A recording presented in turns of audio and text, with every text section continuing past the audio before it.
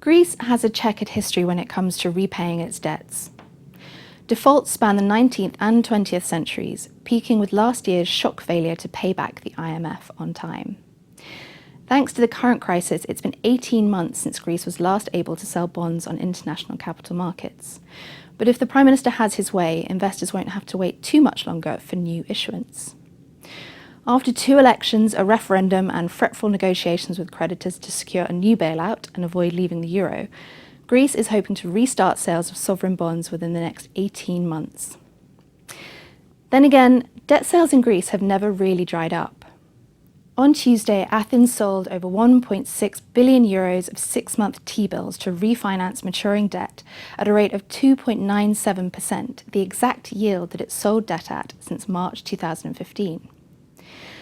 Buyers of this debt tend to be Greek banks, which are not really buying new debt but renewing positions.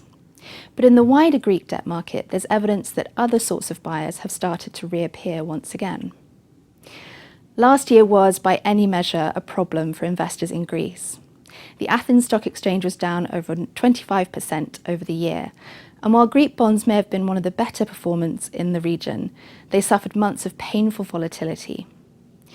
Prices for Greek debt due to mature in 2019 dropped to 60 cents in the euro, and bankers at Morgan Stanley started to talk about the idea that if Greece was forced to exit the euro, the bonds could be worth as little as 4 cents in the euro.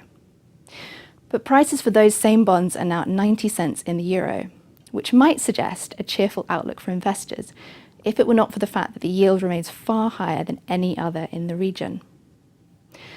Aware that the economy is frail and changes demanded by creditors will be highly unpopular, bond investors are hoping that the ECB will one day include Greek debt in its QE programme. But this is by no means a done deal. Because of the bond's junk rating, the ECB needs to introduce a waiver, which it's shown little enthusiasm for doing in recent months. But if you think Greece's future is at the heart of the Eurozone, there could be plenty of room for prices to keep on rising.